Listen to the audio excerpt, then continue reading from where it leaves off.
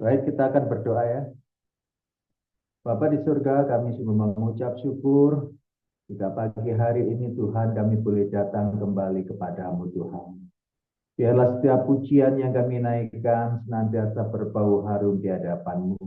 Dan sebentar kami akan belajar akan kebenaran firman-Mu. Tuhan menolong kami, membuka pikiran dan hati kami, sehingga tak kala firman-Mu disampaikan, Roh Allah bekerja, sehingga kami mendapatkan pengertian-pengertian yang baru. Penuh dengan keterbatasan ini, biarlah Tuhan sendiri yang senantiasa memampukannya, sehingga apa yang hamba sampaikan berkenan kepada Tuhan, dan boleh menjadi berkat buat setiap kami sekalian. Terima kasih Bapa, terima kasih. Di dalam nama Tuhan Yesus Kristus, hamba berdoa dan mengucap syukur. Haleluya. Amin. Salam Bapak Ibu. Suara saya bisa terdengar? Mohon informasinya. Shalom. Bagus, bagus. Ya, Pak, jelas. Terima kasih. Tuhan berkati. Oke, terima kasih. Baik Bapak Ibu yang dikasih Tuhan, kita akan belajar firman Tuhan yang sudah ada di player yang dikirimkan oleh Bu Dian. Baik, kita akan belajar mengenai tokoh Gideon. Kita akan membuka Alkitab kita di dalam kitab Hakim-Hakim 6 ayat 14 sampai ayat yang ke-16. Baik, saya akan bacakan Bapak Ibu yang dikasih Tuhan. Lalu berpalinglah Tuhan kepadanya dan berfirman, pergilah dengan kekuatanmu ini dan selamatkanlah orang Israel dari cengkeraman orang Median. Bukankah aku mengutus engkau? Tetapi jawabnya kepadanya, ah Tuhanku, dengan apakah akan kuselamatkan orang Israel? Ketahuilah, kaumku adalah yang paling kecil di antara suku Manase, dan aku pun seorang yang paling muda di antara kaum keluargaku. Berfirmanlah Tuhan kepadanya, tetapi akulah yang menyertai engkau, sebab itu engkau akan memukul kalah orang Median sampai habis.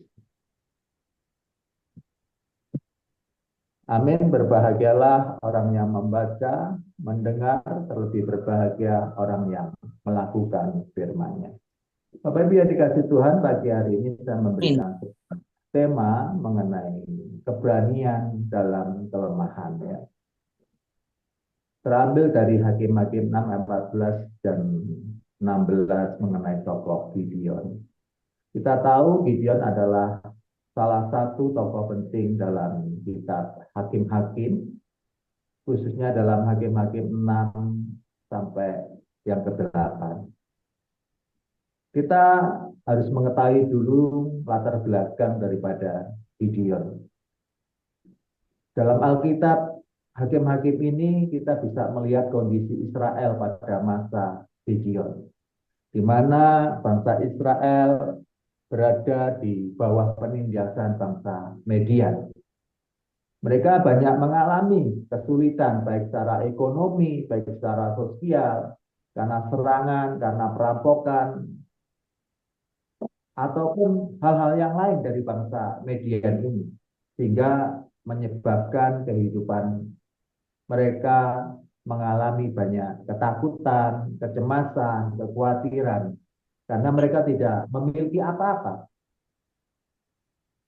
Kita juga perlu tahu asal-usul dari Gideon ini ya.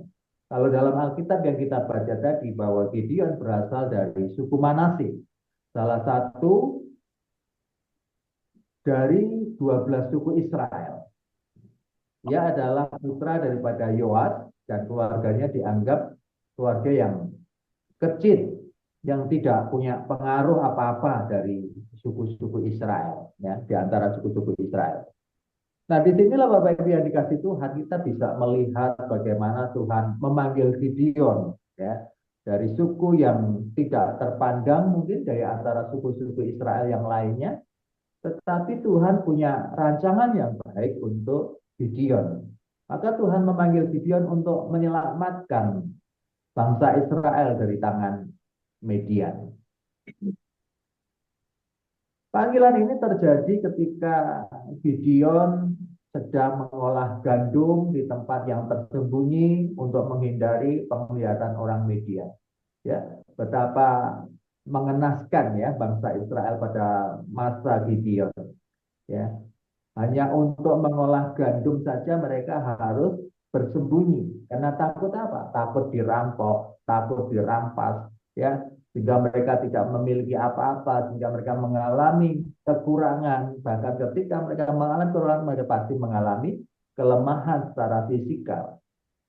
Nah, Bapak biar dikasih Tuhan, Tuhan mengutus malaikatnya ya untuk memberitahukan bahwa Gideon ini akan menjadi orang yang akan menyelamatkan bangsa Israel dari penindasan ini. Oleh karenanya Bapak Ibu yang dikasih Tuhan, mari kita belajar dari sini, dari keterbatasan, dari kelemahan, dari hal-hal yang mungkin tidak mengenakan bagi Gideon secara pribadi maupun bagi bangsanya, di mana bangsa itu mengalami satu penindasan yang luar biasa, hanya untuk makan saja mereka susah. Maka ketika malaikat Tuhan menjumpai Gideon, ya Tuhan mengutus malaikatnya untuk menjumpai Gideon, ya untuk bisa memimpin bangsa Israel dan mengalami kemenangan. Gideon ini mengalami keraguan-raguan. Ya. Maka Gideon ini meminta tanda dari Tuhan. Untuk apa? Dia meminta tanda dari Tuhan untuk menguatkan imannya. Ya. Melalui apa Gideon meminta tanda itu? Melalui apa? Melalui bulu domba. Ya. Ketika tanda tersebut ya diberikan, pasti disitulah Gideon merasa akan panggilannya. Gitu ya. Good morning. Kita juga mengalami hal yang sama seperti Gideon. Kadang-kala kita juga mengalami keraguan-raguan, kadang-kala kita juga mengalami kekhawatiran, kita kadang-kala juga mengalami kecemasan. Ketika Gideon meminta tanda, itu berbicara tentang dia tidak memiliki kepercayaan diri. Mungkin dia saat ini mengalami keraguan-raguan apakah Tuhan akan menolong dia ataukah tidak, begitu ya. Dan tidak ada salahnya memang Gideon meminta tanda itu dari Tuhan. Dan kita pun juga tidak ada salahnya ketika kita juga mengalami keraguan-raguan di hadapan Tuhan, kita meminta tanda dari Tuhan, meminta tanda penyertaan Tuhan. Kadang-kala dalam kehidupan kita, di dalam situasi yang sulit, ya, tak kala kepercayaan diri sudah mulai berkurang, terkikis begitu ya. Kadang-kala kita untuk mengambil langkah iman itu sangat sulit sekali. Ya. Apa penyebabnya kita mengalami kepercayaan diri yang kurang atau minder? Nanti tanyakan ke Pak Charles Lucy ya, beliau yang sangat paham begitu ya mengenai hal-hal yang psikologis ya. Nah, Bapak Ibu yang dikasih Tuhan, ya. Jadi kita tidak ada salahnya kita meminta tanda dari Tuhan, sama seperti yang dihadapi oleh Gideon begitu ya. Saya sebagai seorang hamba Tuhan pun kadang-kala saya juga mengalami keraguan-raguan di dalam mengambil satu keputusan, dan saya juga meminta kepada Tuhan. Contoh ini ya, kesaksian sedikit ya, nggak apa-apa ya, untuk menguatkan firman Tuhan. Ketika saya pelayanan di Gunung Wilis, ya, karena anak-anak itu usia sekolah, maka saya mengambil satu keputusan yang sangat sulit karena di tempat saya di Gunung Wilis itu jarak antara pelayanan ke tempat sekolah itu cukup jauh sekali. Ya, pada waktu itu jalanan masih bebatuan, bahkan ada yang belum begitu ya. Kalau saya mendaftarkan anak saya ke sekolah terdekat itu 6 kilometer, ya, 6 kilometer, begitu ya. Nah, kalau musim kemarau saya bisa mengantarkan, tetapi ketika musim hujan, waduh ampun, udah nggak bisa sekolah ya. Jadi anak saya nanti, saya berpikir, wah kalau anaknya hamba Tuhan nggak sekolah bagaimana? Akhirnya saya dengan berat hati mencari kontrakan rumah di bawah begitu ya. Singkat cerita, saya ada di kontrakan itu sekitar 13 tahun begitu. Dan saatnya rumah kontrakan itu diminta yang punya begitu karena untuk merawat keluarganya. Dan saya pun juga harus berkumpul kembali untuk mencari tempat yang lain. Tetapi ketika saya ini mencari tempat yang lain di sekitaran tempat yang ada di bawah itu, semua jalan seperti tertutup begitu. Kalau saya ini naik ke atas kembali ke tempat pelayanan, saya berdoa kepada Tuhan, Tuhan jika Engkau izinkan aku kembali bersama keluarga ke tempat pelayanan, Tuhan berikan aku tanda. Dan malam itu saya ingat malam Sabtu di bulan Juli itu saya berdoa, saya buat kemah di depan gereja. Di sana saya mendapatkan sebuah ayat di dalam Hagai 1 ayat 8 itu yang berbicara tentang naiklah ke gunung, bangunlah bait suci, aku akan menyatakan kemuliaanku kepadamu. Intinya seperti itu. Dan saya kumpulkan itu. Dan saya naik ke atas kembali bersama dengan keluarga walaupun kosnya terlalu tinggi karena transportasi dan lain-lain ya. Jarak tempuh anak-anak sekolah semakin jauh ya. Dan anak-anak kelihatannya protes sama saya itu satu pergumulan yang sangat berat. Tapi saya meminta kepada Tuhan, jika Tuhan izinkan saya harus naik ke atas, berikan saya satu tanda. Dan benar Bapak Ibu yang dikasih Tuhan. Setelah saya berdoa itu pagi itu saya dipanggil orang di belakang gereja. Dia meminta tolong untuk saya meminjami uang 2 juta. Bagi saya uang 2 juta itu cukup besar Bapak Ibu yang kasih Tuhan. Saya katakan saya tidak punya uang. Ya coba nanti hari Kamis saya akan berikan kabar begitu ya. Singkat cerita Bapak Ibu yang kasih Tuhan, saya coba untuk pinjam ke teman, mau ngomong saja nggak bisa, nggak berani. Akhirnya saya coba menghubungi dosen saya dan beliaunya juga berkata, iya nanti ini saya masih repot, bah ini sudah tidak ada harapan lagi begitu ya. Singkat cerita di hari Rabu pagi itu saya mendapatkan kabar bahwa dosen saya menghubungi saya kembali. Ada apa? Ini ada tanah dijual, tolong dibantu saya. Nah ini bagaimana tanahnya? Tanahnya untuk saya atau untuk Pak Joko? Ya untuk saya gitu ya. Tapi bagaimana cara pembayarannya? Ya saya akan angsur 500.000 begitu Bapak Ibu. Ya singkat cerita beliau meng-ACC apa yang saya pohonkan itu ya. Singkat cerita saya sorenya saya diberikan lalu saya meminjami atau membeli tanah ya yang di belakang gereja itu ya. Membeli tanah yang sangat murah sekali. Ya, sangat murah sekali sehingga Bapak Ibu yang dikasih Tuhan sehingga ceritanya begini, mengapa ini tanda dari Tuhan? Saya hanya minta Tuhan berikan saya tanda ya.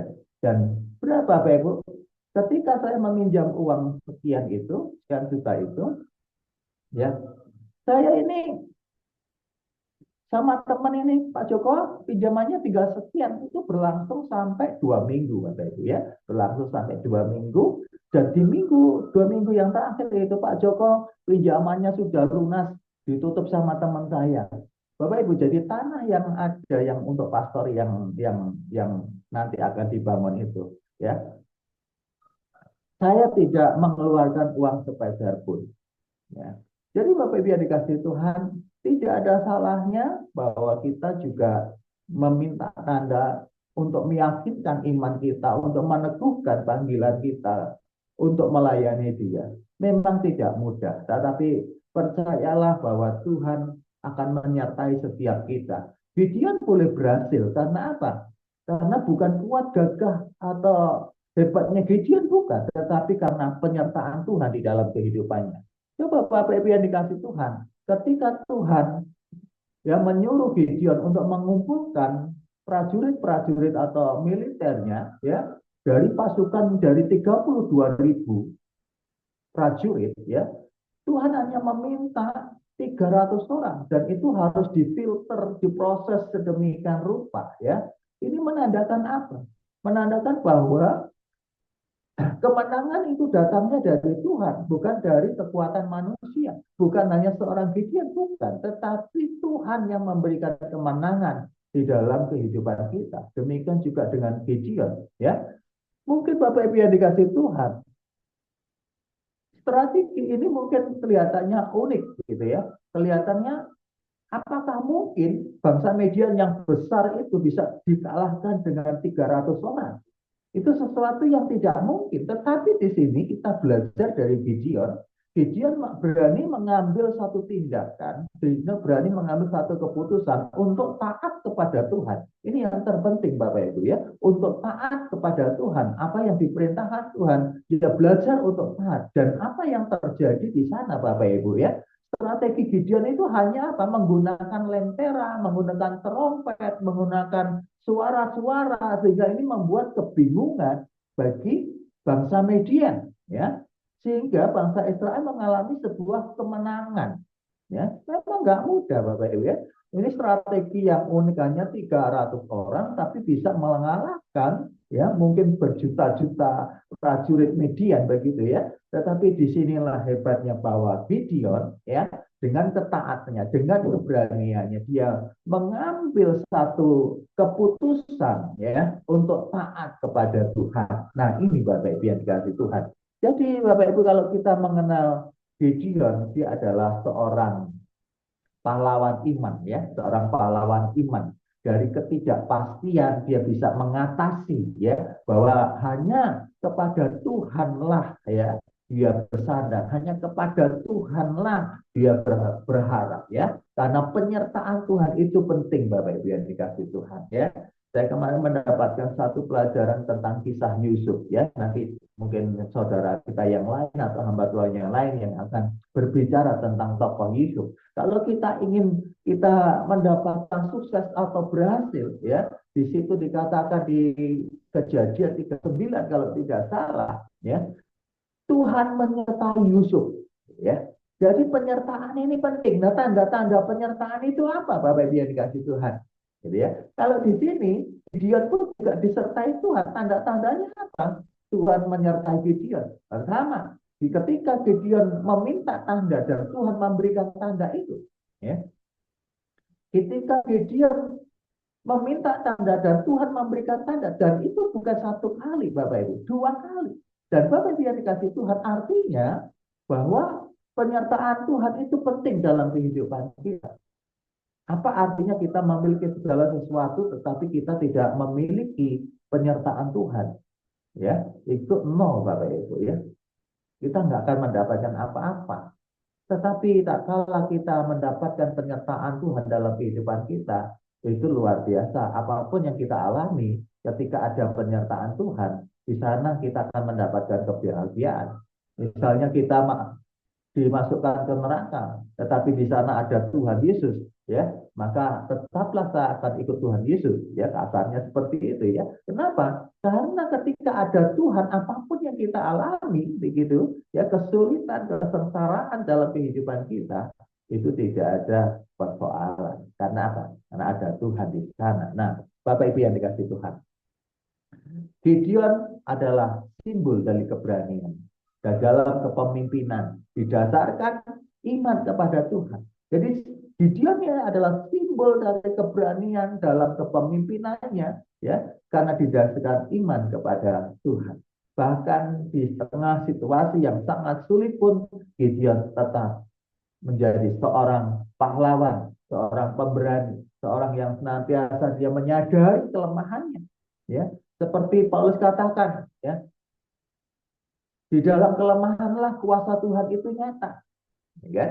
Dalam kelemahanlah kuasa Tuhan itu nyata. Jadi Bapak Ibu yang dikasih Tuhan, kalau kita sebagai orang Kristen, kita merasa diri kita lemah, oke, nggak apa-apa ya, memang kita adalah makhluk yang lemah. Tetapi percayalah, di dalam kelemahan itu, kuasa Tuhan nyata dalam kehidupan kita. Dan itu yang saya rasakan di dalam pelayanan yang ada di Gunung Wilis ini dengan berbagai keterbatasan. Tapi ketika Tuhan ada dan penyertaannya nyata dalam pelayanan kami, maka Bapak Ibu, kesulitan atau apapun yang kami alami itu bukan menjadi sebuah persoalan. Karena ada damai sejahtera yang senantiasa melampaui segala akal itu yang menyertai kami sekeluarga. Nah, penerapan dalam kehidupan kita, mari kita merenungkan Bapak Ibu ya. Ini poin yang terakhir.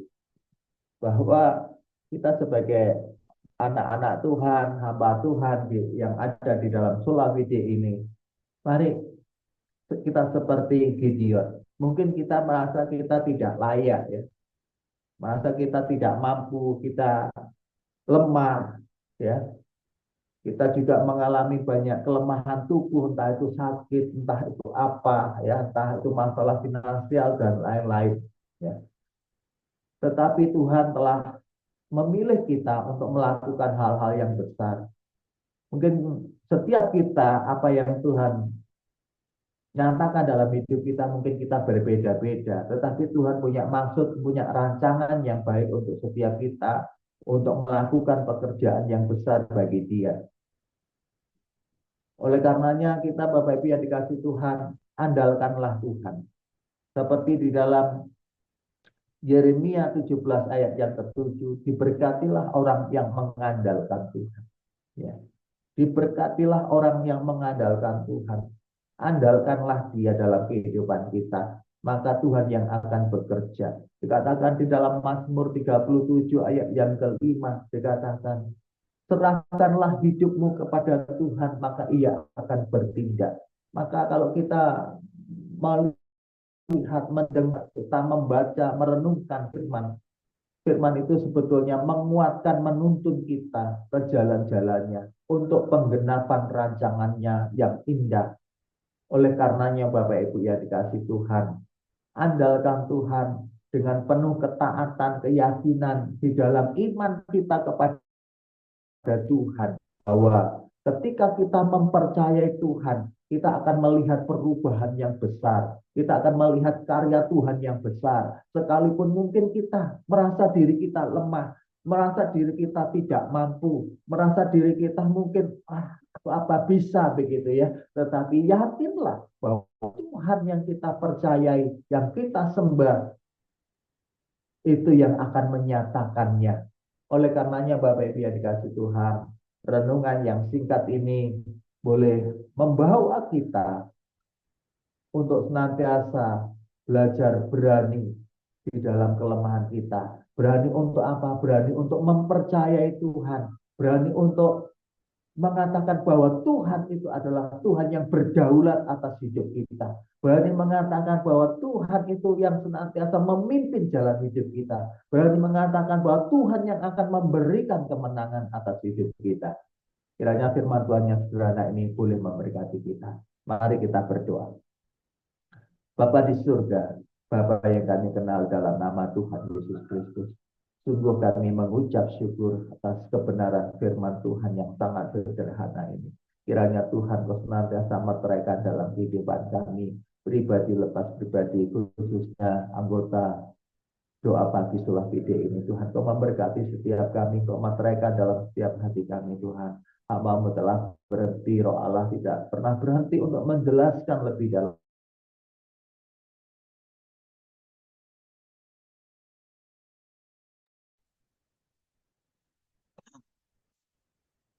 Oh, jaringan. Silakan Pak. Haleluya.